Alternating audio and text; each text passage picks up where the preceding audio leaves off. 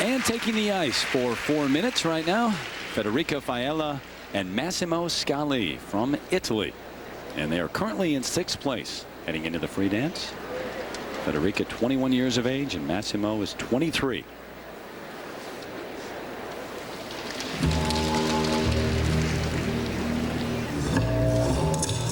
They are both from Rome, but they train in Milan.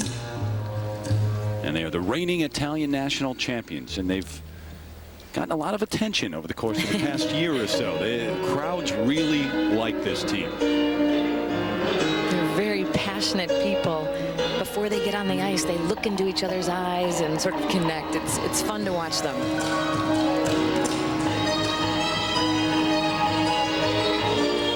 Skating to the master of tango, Astor Piazzolla's Liber Tango, a very popular piece in the dance world.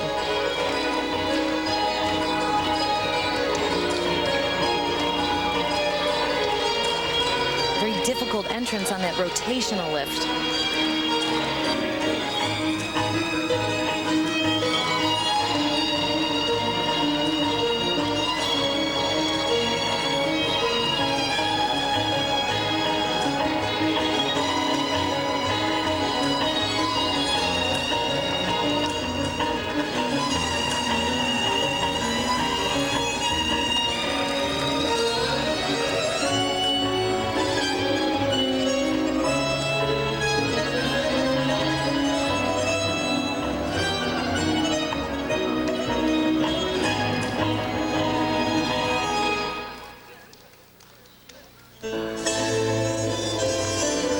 Is it the technical aspects of their skating that they need to work on? Because, as I said, crowds and audiences love this team. The judges haven't quite caught up with what the crowds think, although they have steadily moved up the ranks. Some of the areas that it's funny, their strengths are big in the lifts and in their passion, and they get great run on their blade. They move very smoothly across the ice, but in their turning abilities, transitional items, twizzles, I don't think they've been hardcore free skaters because they don't have a real mastery of turns, and that shows up in the dance spins and in the turning sections and the footwork.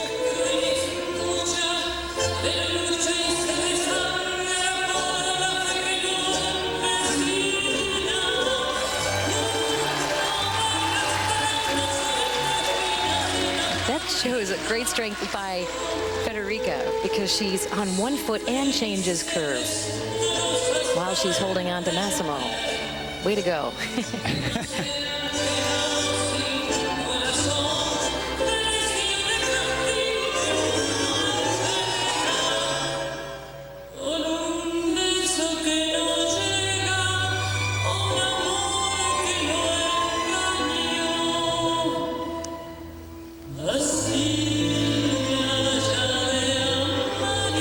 In this dance spin, moving a little slower, simple positions. That's something they can work on.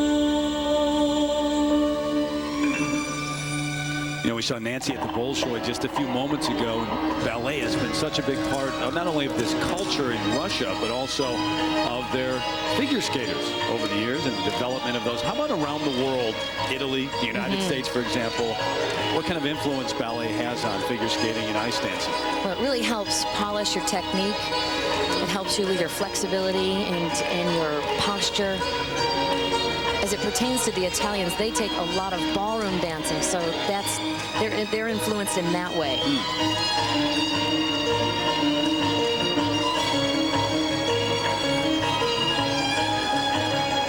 A struggle there, but I think what you plug into with these two are their faces. They're fully engaged, not only with the audience, but with each other. Oh my. But he went with it. A fall at the end, but he went with it. They're pure entertainment. I meant to do that. Well, a smile on their faces, but a little bit of an embarrassment, too, at the end. Federica Faiella and Massimo Scali going to talk things over. What went wrong at the end? Well, they certainly don't hold back. They're always on the edge in their skating, and that's the chance you take as you learn how to perform with that assertiveness. In their lifts, they shine because they're very secure. Difficult entrance because she goes in backwards, sort of blindly. So the control and the effort is certainly appreciated. The rotational lift has to turn 3 times, and the set down pretty smooth into a twizzle section. But things got off balance here. They started to get off their axis. She does a little pull through, but the timing of that, he started to pull back in his spine, not staying right over his hips and skates. But hey, you got to go for it. Make it look like it's a part of the whole thing.